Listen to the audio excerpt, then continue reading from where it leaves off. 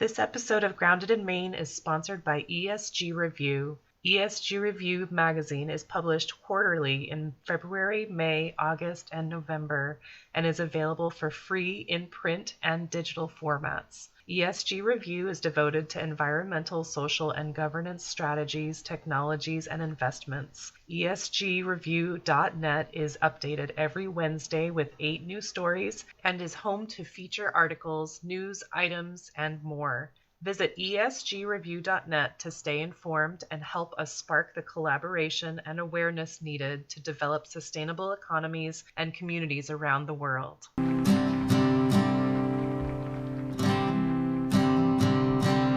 There's a place where there's no trouble, no more pain, no more struggle.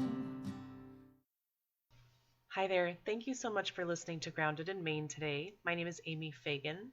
My guest today is Elizabeth Byler.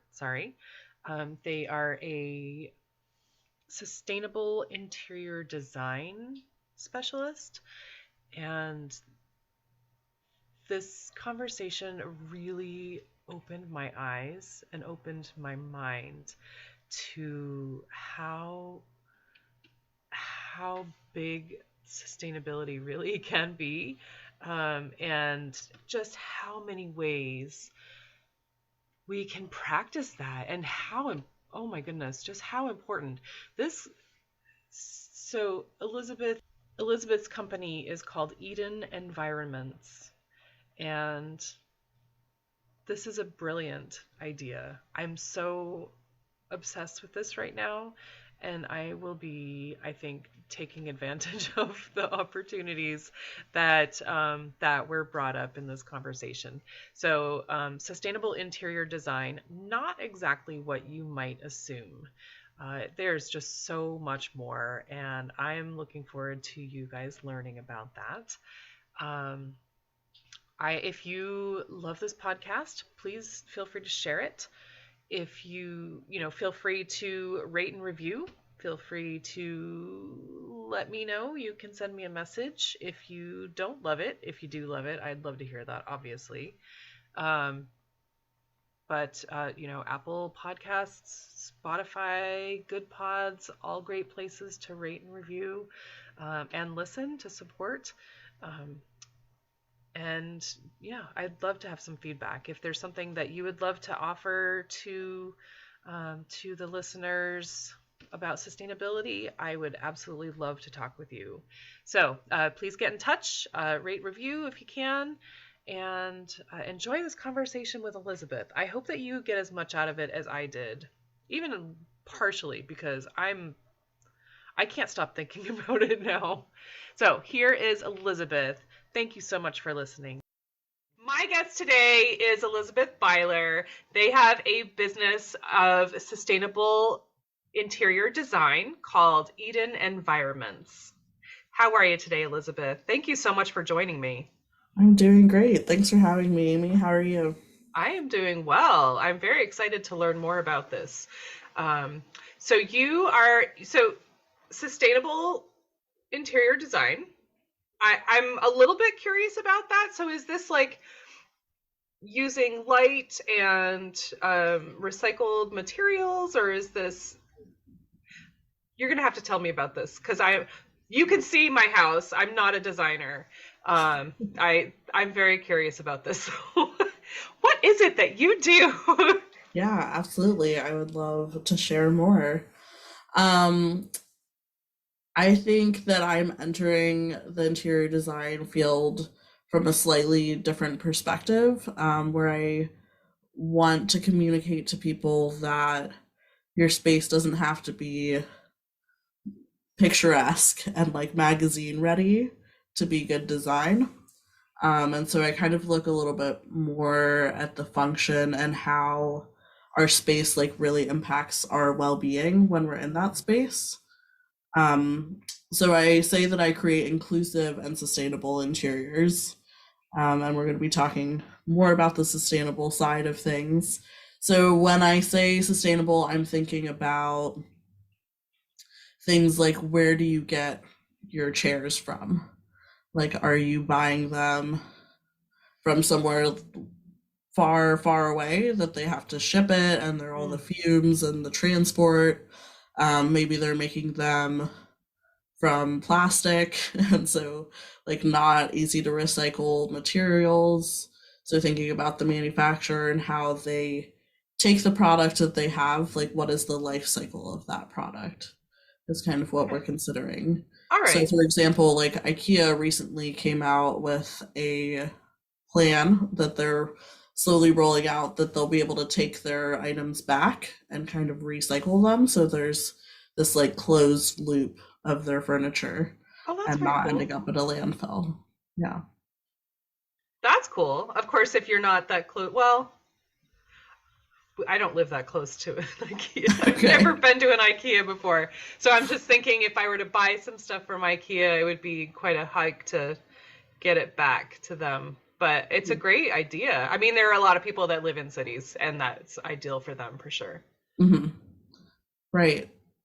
Yeah. So another part of sustainability could also be buying things secondhand, like using something like Facebook Marketplace or Craigslist, or if they're local thrift stores that have furniture available.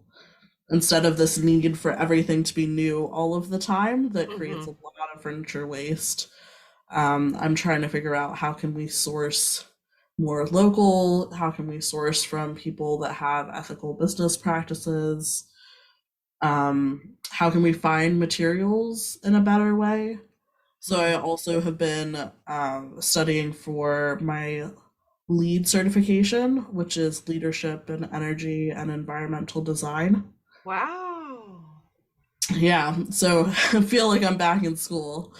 Um, but it has been interesting to kind of learn about how they rate different buildings in sustainability. And so one thing that they look at for wood specifically is if it's coming from like a protected forest. So Oh, you're making sure that the wood that you're using is being replenished. So kind of sustainable in that way, which I think is really interesting. that's really interesting. Wow. That's so much to think about. That's a big responsibility for you. I mean, that's a big thing to take on. I mean, there's just so the like you were talking about with the IKEA thing. It's they're closing that loop, and then that Mhm. just this is also closing the loop a bit. But there's so much more research. I mean, IKEA is doing all the research on their end, but if Right. you're not going to IKEA, then someone has to do that. That's Hmm. amazing. Yeah. It is. It's like a very fascinating world, and I feel like once you dive in, you're like, oh, there's a lot more going on here than I had originally considered. And even the word sustainability, like just being so big and broad, and trying to consider what does that look like for interior design and the individual needs and the individual spaces. Right. Um, It's yeah, very personalized. it is absolutely. Because I think everyone has different taste, of course, and then I know that I just heard the phrase fast fashion, and I am Mm. also wearing a flannel shirt, so I am not partaking in that. So it's a new phrase to me. But people have that need to update often. I think it's a Mhm. societal thing, isn't it? Like you have to be up, Absolutely. with the Mhm. what with the Joneses, keeping up with the Joneses. Yes. Who are the Joneses? Nobody knows. Nobody knows them, but they wanna top them. But that's really cool because I know like our you can see my dining room chairs. We picked them off the side of the road like Amazing. 16 That's years great. ago. But they were in really great shape then. Yeah, I Maybe not so know. much now, but That's okay. That happens to furniture. Um, I know that my parents, we actually moved to the States from Kenya. And when we moved, some friend told them about a hotel that was redesigning their space. And so they were just throwing away all this like pretty nice furniture. Yeah. So we were able to like take a truck and pick up a dining room table and chairs and all this like pretty nice stuff for us in our house for free. So it was also like interesting when you're doing some of these more sustainable practices, how they can also save you money in the long run. I know one project, actually my first project that I did, they had a low budget, so I was trying to be very creative.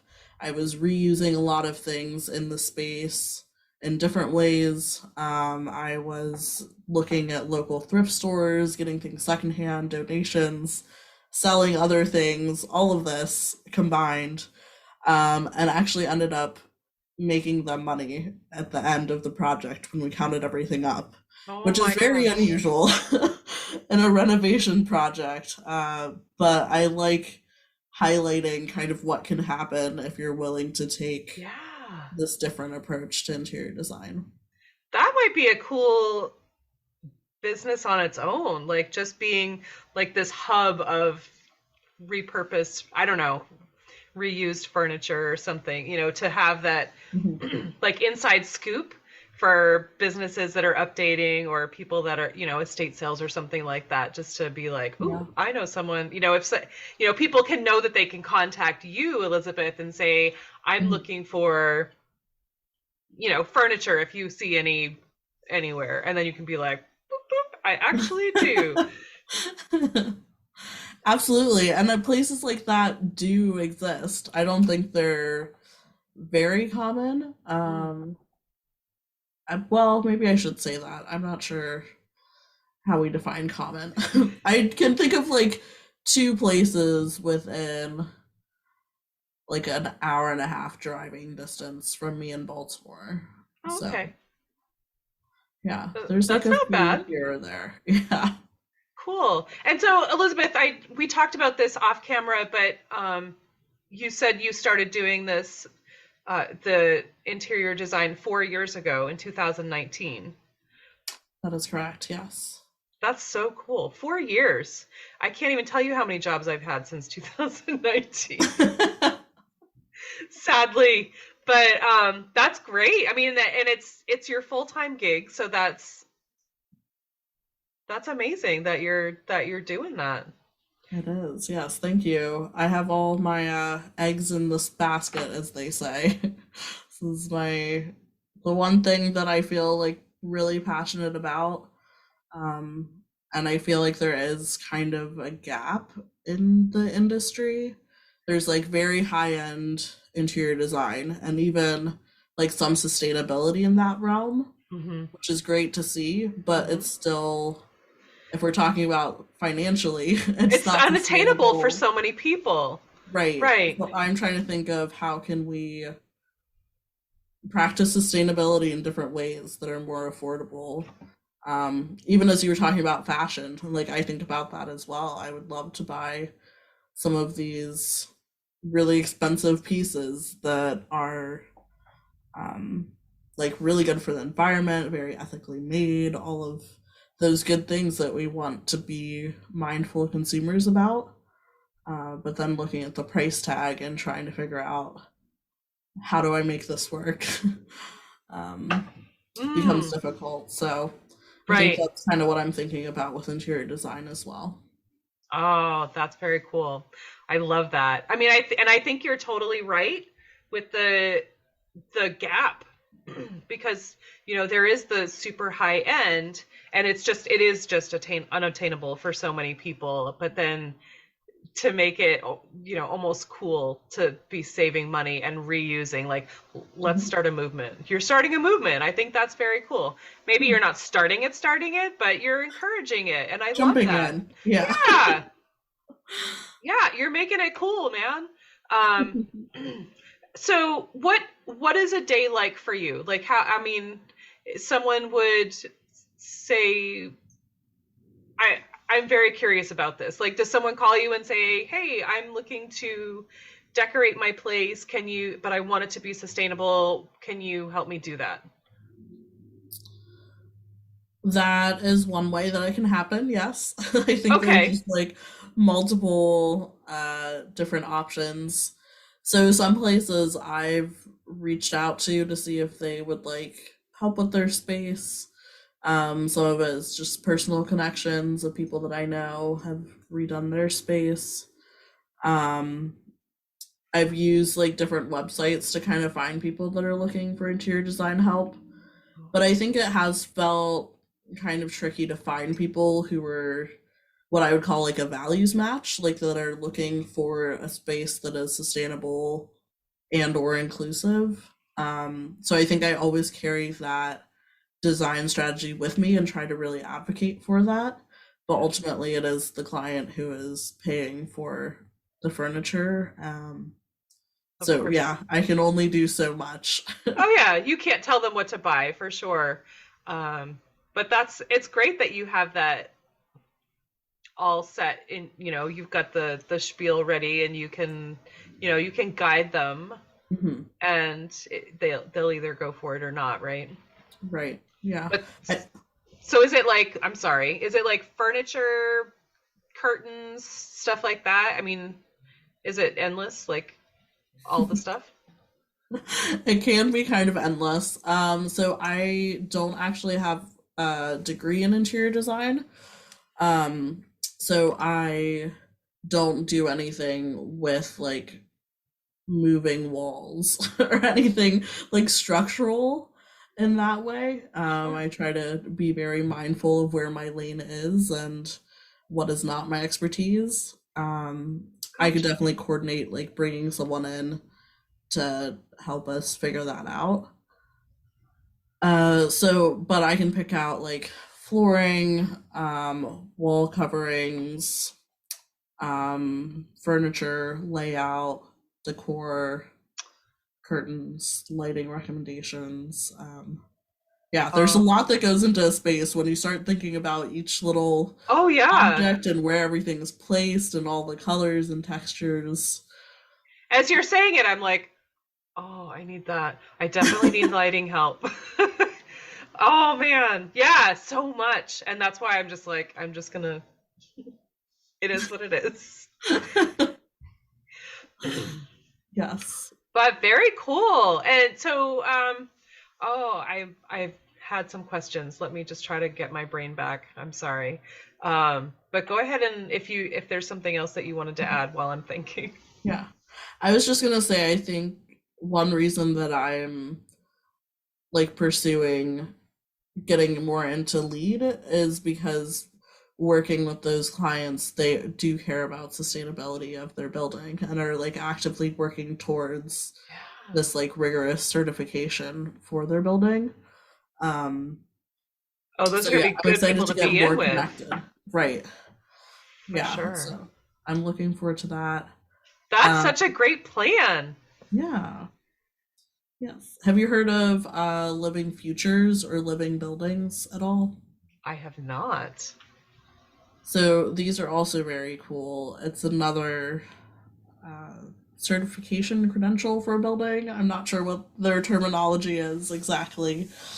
But these buildings basically are designed in a way where all the energy that they're using to maintain the building, they're also in some way generating that much or even more energy for their Oh, space.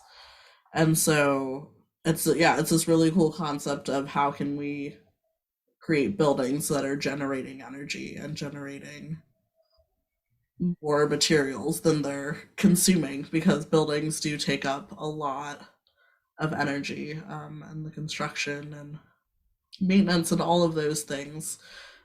So anyway, they're having a conference this spring in DC, and I'm going to be speaking at that conference. So oh my gosh. very excited for that as well. That's excellent. So Yeah. when you said living building, my first thought was like, there's a tree growing through the middle of it. Like, those open air restaurants with the trees growing through. I'm like, that was Right. where my mind went. I'm like, oh, a living house. You're not going to see that in Maine. I'm like making myself cry. I'm so silly. Um, I'm just I thought seeing you were how. gonna say like a building that was moving or something, like that Oh, grew.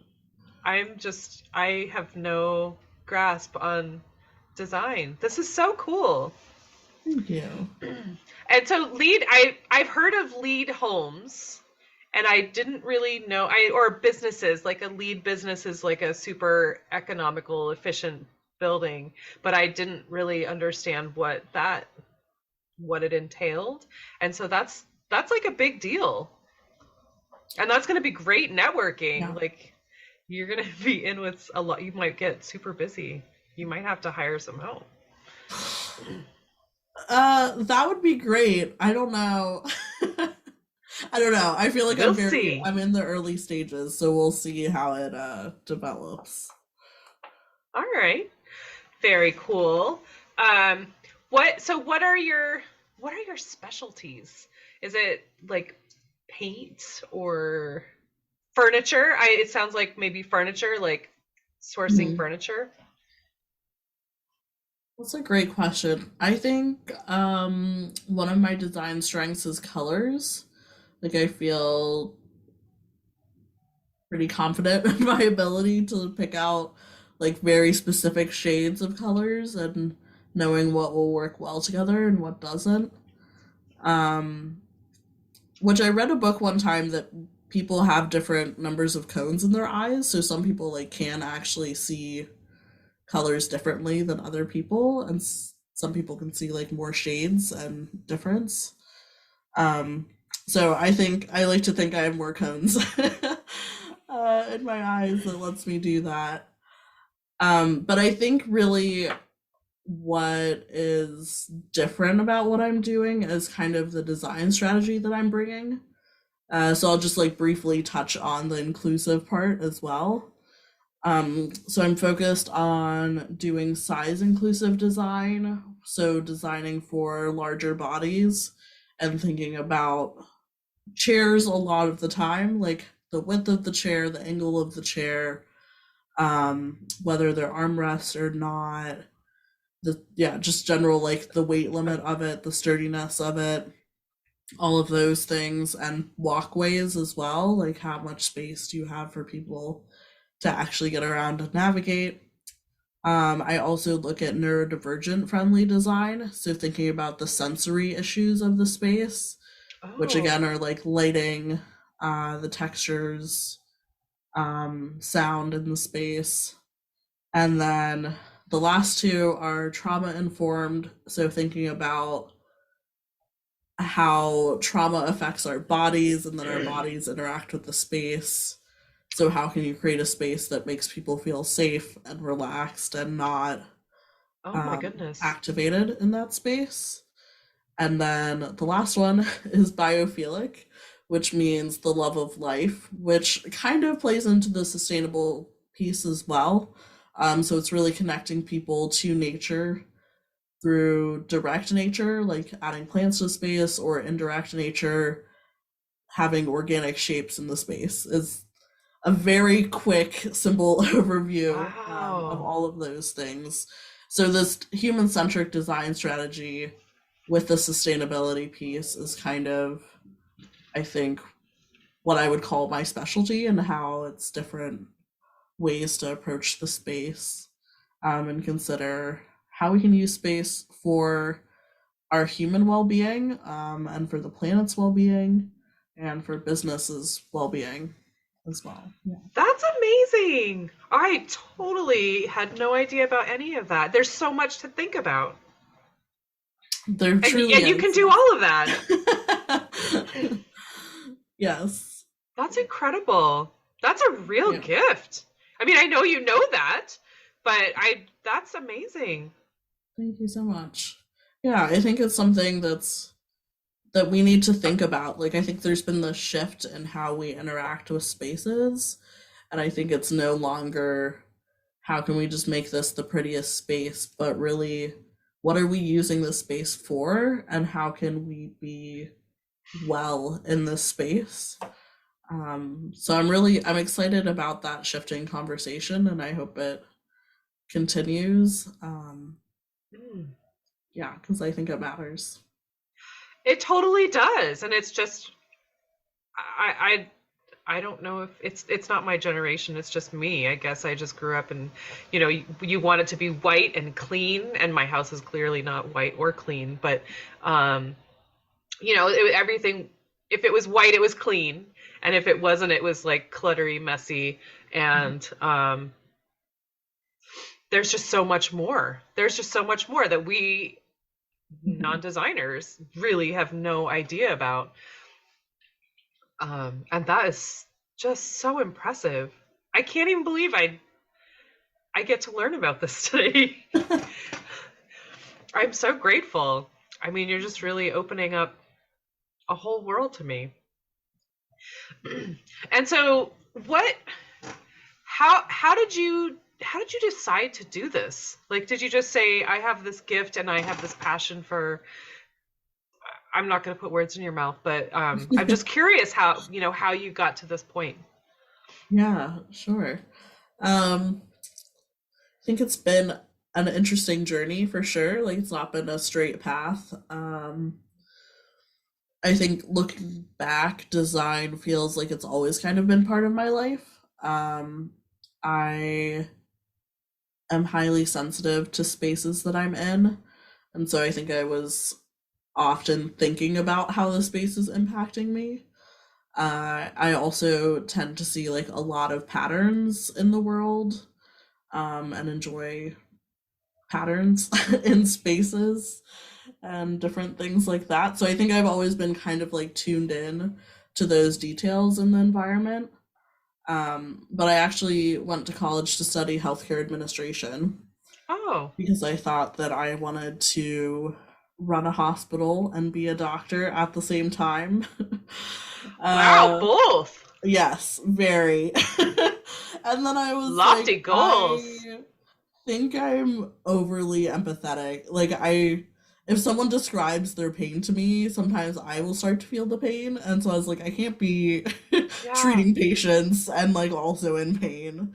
It's not gonna go well. Mm. But what I realized is when I was thinking about working in the hospital, what I was really doing to prepare for this was drawing the floor plans for the hospital and trying to think of ways that the staff could like get around visitors, who are always just like kind of chaotically wandering the halls a little Right. bit lost.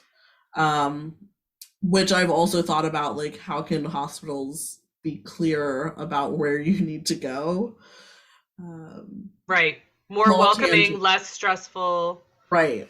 Yeah. Yes, for sure. um, yeah, small tangent. I was like pretty almost late for an appointment that I had arrived like 15-20 minutes early for because I just like was Couldn't trying to find your navigate way. through this hospital. And I was like, this is ridiculous. And then they were upset with me, and I was like, I really tried. This was just more Yeah. confusing than it needed to be. I almost ended up in like the emergency room accidentally. That's like not where I was going. Am I on time in the emergency room? Right. Oh, so were you then designing your own hospital by drawing out these floor plans? I was, yes. They were embarrassingly enough, I will admit, they were in the shape of my initials. So like the main hospital was in the E, and then the like secret passage was with the B like going through. Yeah. But so you wouldn't have been able to tell unless you were in a helicopter or Right, right. something. If you're looking So, down over it, right. yeah, but I was like, this is so cool. I'm gonna have this hospital with my initials that I I'm love like it. building and running and being a doctor in. This was me at the age of 5 or so. So yeah. I have it all planned. Yes. And then Life, and then life happens, and there's a turn. right. So then, after college, I was having a hard time finding an entry level job. Because healthcare administration is usually a graduate degree. So I was either overqualified for entry level positions or underqualified, which is frustrating. So I ended Again, up, the gap. right, yes. So I ended up working at a nonprofit, And even during the interview, when I walked in, it was a nonprofit that was focused on working with children internationally. And it felt very outdated sitting in this lobby that I even have the thought, am I in the right place? Like, what, what is this decor? So I got the job. I was working there for a while. I was getting migraines. I Oh, was sad every time I walked into the building. okay. So then I asked my boss if I could work on the space, and I think he just didn't really care or like didn't know the extent to which I wanted to do something. I'm not sure, but he agreed. And I talked to the landlord, and we worked out a deal and were allowed to redo the space. So I kind of fell in love with the process and with the outcome. That was a project where I was like on a very tight budget and ended up getting more money at the end. So yeah, it felt like And a less huge headaches. success. Yes. So I like did some things with the lighting, and it just felt like a completely new experience to be in this refreshed space and to walk in and be like, wow, like this looks more like this mission that we're doing, and it feels clear why we're here and where we are, and all of those things. So I think feeling that like impact, knowing that I could do it and like seeing that it mattered in that way, was really motivational. But I didn't even like go into it directly. Then I went to business consulting. And during that also was interviewing employees, and they were talking about how their space was not working for them. But Mm, that wasn't something we were necessarily trying to address. But I was like, right. I can fix this for you. So I think after that experience, I was like, okay, let me kind of go off on my own and see what I can do. Kind of unfortunately, that was 2019. So I was like picking up momentum, pandemic hit, and then was Mm, have been trying to like regroup and be flexible with what people need, because especially businesses have kind of been in this limbo space of, are we keeping this, are we not keeping it, right. if we are keeping it, how do we rework it? But there are also like new businesses popping up that are Could looking use for that old hospitality. furniture. Right, yes. So always things changing. I feel like we're going to have buildings, and need them to be well designed for us. So yeah, that is the long journey. That is such a cool story, though. Thank That's you. so cool. I mean, I know that it was an entry level job or, working for the nonprofit, that it was not planned, Mhm. but because you worked at that job, you discovered this gift. And Yeah, that's so absolutely. cool. Yeah. I think that creative jobs weren't necessarily on my radar as something feasible. Right. Um, yeah, and I won't say that it's been like super easy the whole time, but I think every job I've had, if I didn't have something kind of creative that I was doing, it just didn't fit me very well. Um, Right. so yeah, I'm really grateful to be able to be doing this. Sure. I'm sure that your clients are just thrilled too. I mean, especially, if you're buying used or, repurposed or whatever, like they're saving money and they're, Mhm.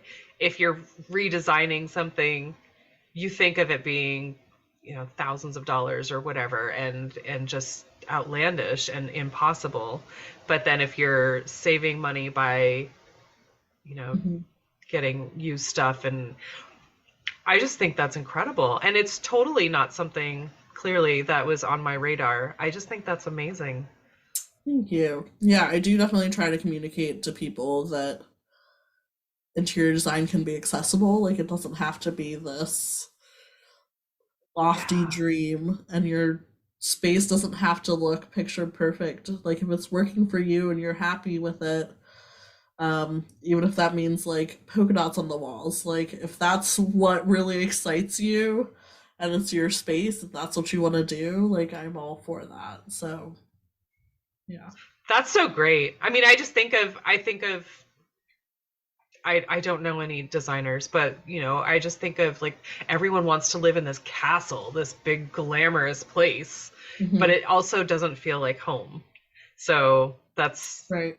that's so important. I mean, if you're going to spend time in your home, you want it to feel like a home, Absolutely. and that it is really important, and to feel Mhm. good about it. Yes, definitely. Kind of going back to what you were saying about everything being white everywhere. Like I think of hospitals and even hotels, like hospitality spaces and how stark they are. And I'm like, they could have like similar functions of being easy to clean or whatever it is that they're trying to achieve while being more soothing spaces to be in and not feel so Right. sterile and impersonal. So yeah, I would love to eventually kind of be working in those spaces and create something better. Oh my goodness. What a dream that would be. Yeah. That would be so cool. And maybe someday someone will hear this story, Elizabeth, and say, I kind of want that EB hospital. Like, will you help me to redesign that, or to make that a reality? Yeah, that would be great. Five, a 5-year-old's dream come true. I know. That would be I very don't even know cool. what I would do if that actually happened. That would be very exciting. Oh, I've got it all drawn up. It's been in my head Unfortunately, for I don't think years. it made it across the sea. Ah, right. Well, it's it's in your head. It's in your head. Maybe It not is. all of it, every detail, but Yeah. it's still there. Um, and so, wow, this is just so interesting. My mind is totally open to this now. Um, when I when I say the word sustainability, Elizabeth, what does that mean to you? That's a great question. Because I do think in some ways it's like a buzzword to use, like, oh, this is sustainable. Right. Um, I think I kind of use it in a lot of different ways. Like, I think I mean it in many different ways. So, sustainable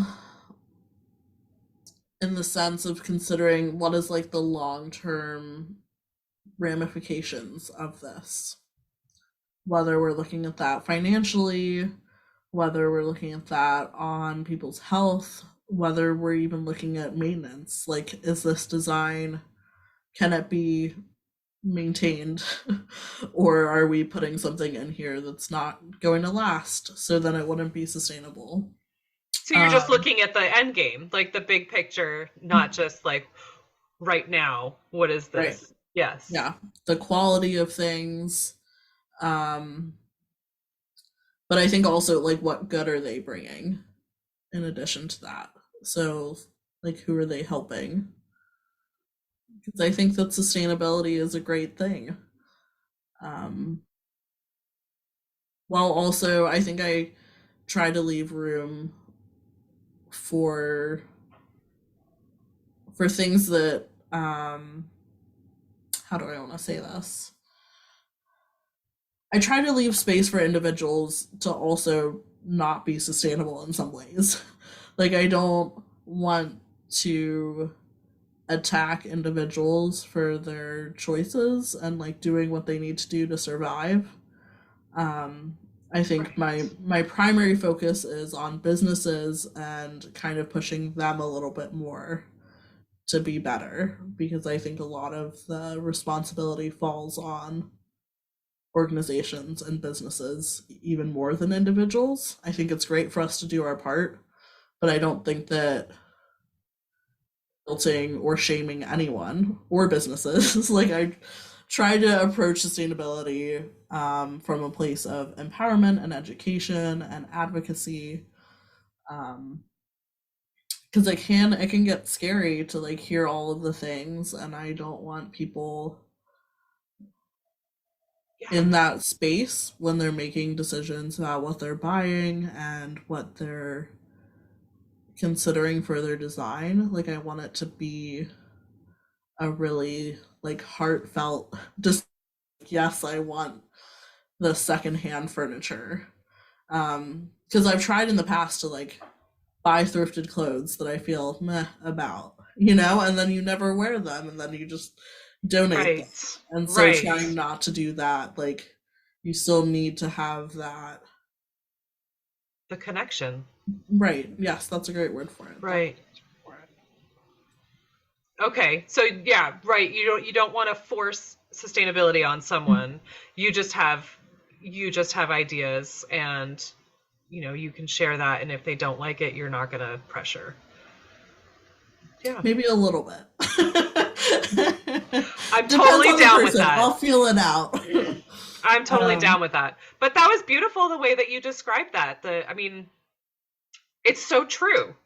It's so true. And I love, I know that sustainability is such a big word, but I also love to hear how different individuals feel about it. Like it is a big word, but it means something different to every single person. And I just love to feel that. Yeah, absolutely. I think it's great to get individual perspectives on words like that. Yeah, that's And really good. it's so different the way that you describe it, and it makes so much sense. Absolutely. Okay. And so now if somebody wants to learn more about what you're doing, or if they want to follow you and say, I need to get in touch with this person and I need to learn more about this. I live in the Baltimore area. I want Elizabeth to help me design my space. Mm-hmm. How would someone find you or follow you? Yeah, I would love that. Or even just welcome more conversations about sustainability. Um, so I have a website, edenenvironments.org. I'm also on Instagram at Eden Environments, I believe. I think Facebook. I should have looked up all these. I know. Before this. We don't look ourselves up. I know somebody asked me what my personal Instagram was. I'm like, why? I don't know. The website and Instagram should get you to everything else. I think Eden Interiors on Twitter. I think Eden Environments on Facebook. And there is also a TikTok and a YouTube that are like occasionally used. Yes, so I tried to be a little bit of everywhere. So if you want to find me, you can. I think I found you on Instagram. Cool. Was I right? Is it Eden Environments? Yep. Okay, great. There. And I will make sure that all the information is in the show notes. But is there anything else that you wanted to touch on, Elizabeth, before we close up? I just want to make sure that you have the time to say everything that you need to. I think I've said most of what I want to say. I would just re-emphasize that everyone can make sustainable interior design decisions. I encourage people to evaluate their space for what they think they're missing or what they need. And maybe even as a first step, just rearranging things in your space can make a huge difference before being like, I need everything new in the space. Really seeing what you have and even taking inventory in other rooms in your home. So maybe a lamp isn't working for you in your living room, but maybe it would be perfect for your bedroom. So thinking about how you can kind of shift those things around before making purchases could be helpful. Awesome. I think that's it's such a powerful statement that you're putting out into the world. I mean, just the fact that it's not just, paint and curtains and furniture, it's the feel, the texture, and the connection. Again, like I just think there's so much more than I ever thought of. And I'm so glad that you brought this to the podcast. I'm so glad to know about this. I have such a bigger understanding of it, and I want to start rearranging things.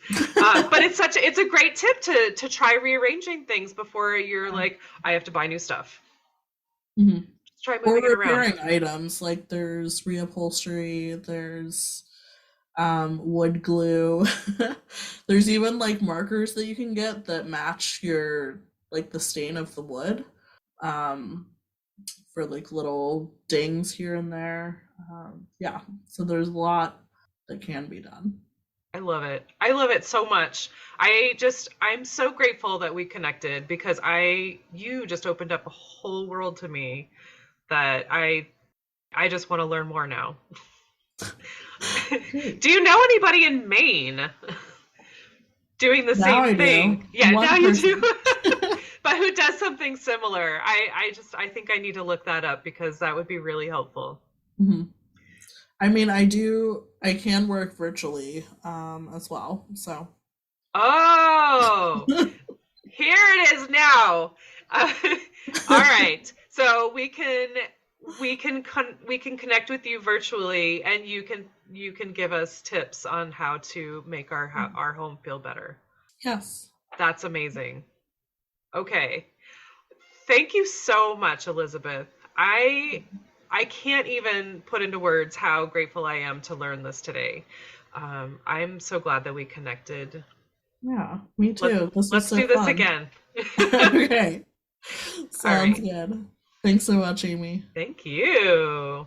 I just want to take a moment and thank my guest again for speaking with me and sharing such great information. I also need to thank Buzzsprout for hosting this podcast, for Jane Bolduck and her amazing music genius, for Becca Coffron and her beautiful artwork.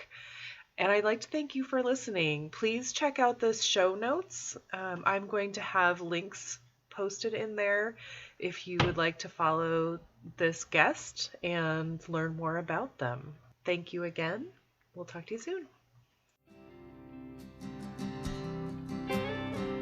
There'll come a day, my mama told me, when I find love to have and hold me, a heart that's strong and so sincere.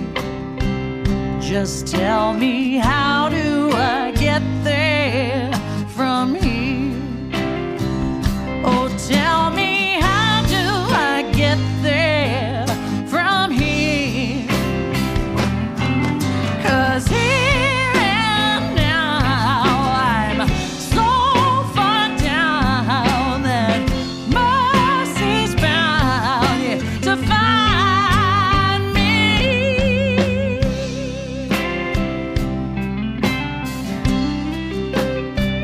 We'll find a way to soothe the sickness, we'll heal the hate, with sweet forgiveness. Wages of war will disappear. Just tell me, how do I get there from here? I wonder, how do I get there from here? Yeah, 'cause here and now I'm so far down that mercy's bound to find me.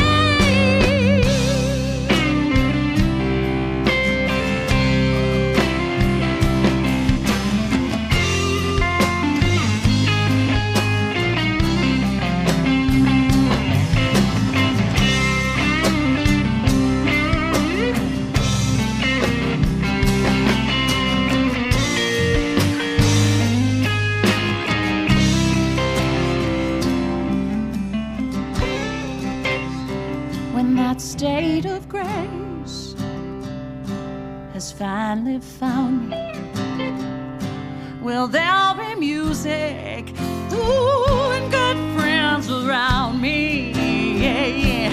And I'll just smile through happy tears and wonder,